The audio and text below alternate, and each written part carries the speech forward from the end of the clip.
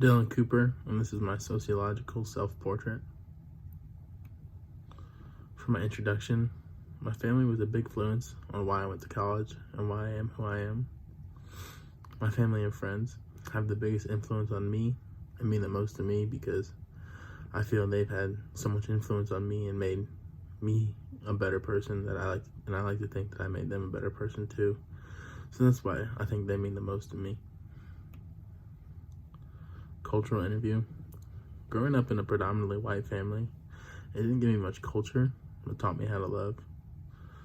I never really felt like I was left out or treated differently because of my ethnicity. You know, growing up in a small town, everyone really feels the same, and like there wasn't much racism or like disrespect towards anyone from a different race.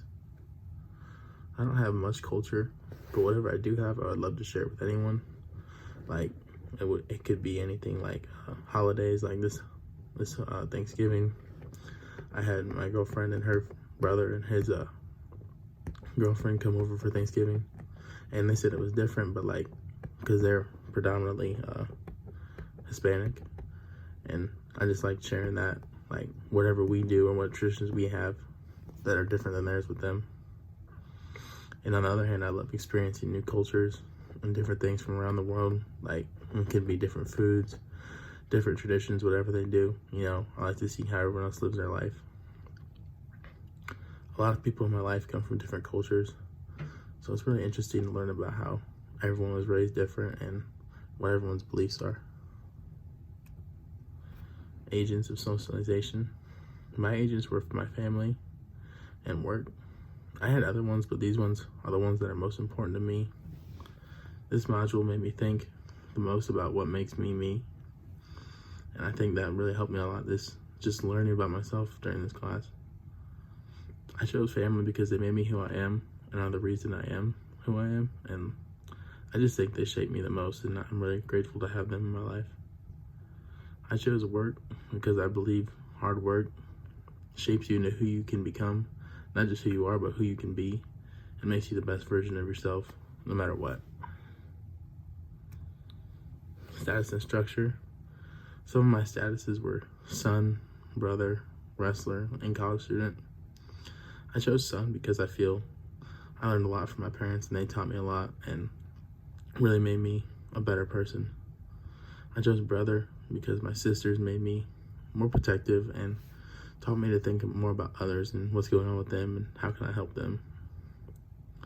I chose wrestler because I feel wrestling has shaped me in a way I would have never expected. I didn't think, like, coming into high school I would be a wrestler, and especially coming into college, like 5 years back from now, that's something that if you would have told me I wouldn't believe, but it's really made my life better and made my perspective on things a lot better, that no matter what's going on, it could always be worse, and you can always have the opportunity to make it better. I chose college student because since I'm in college, this is really my job now, and this is my way of how I want to better my future. So I think that's going to be a big part of me in the future and now. Deviance and social control. I don't think that deviance is a big part of my life because I'm not really a bad person who does a lot of terrible things. Like, I feel like that is something in my life, but it's not something that controls me or has many major effects on me because, like, I've never been in trouble with the law or nothing, or in trouble at school or nothing like that. So I feel like it's never really affected me as much. But one deviant behavior I would probably say that I have is procrastination. It's the only one I can think of that has any part of my life, because like if you got an assignment due in 20 minutes and you gotta start it right then, like I feel like that puts a lot of stress on me. So I would say that it's a part of my life that I could gain some control on and stop procrastinating a lot. Social mobility. Growing up, my family was comfortable most of the time, and even if we weren't in a great financial situation, my parents would never put that on us kids.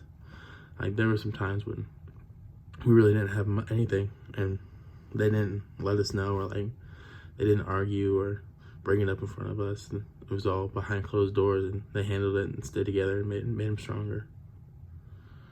I always had what I needed, and a lot of times I had more than I needed, whether it was from my parents or grandparents or whoever was in my life at the time.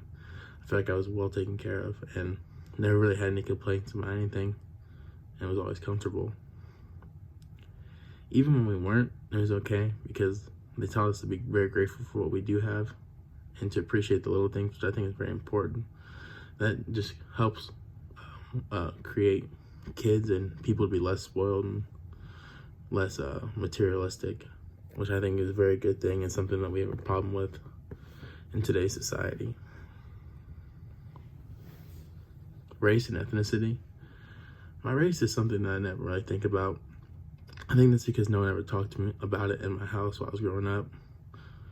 We never have any ethnic traditions growing up, but we would have like family ones, like Christmas Eve and playing whatever family games we played, or different gift giving like traditions that we'd have.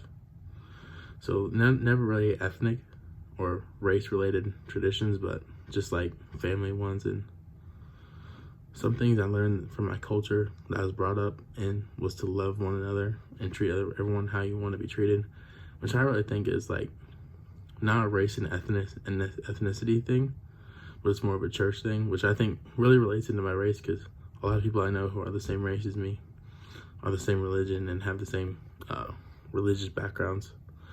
But just growing up in a small town, and I don't think race was ever a problem for anyone. Like, there was no instances where people would call someone racist, or it would ever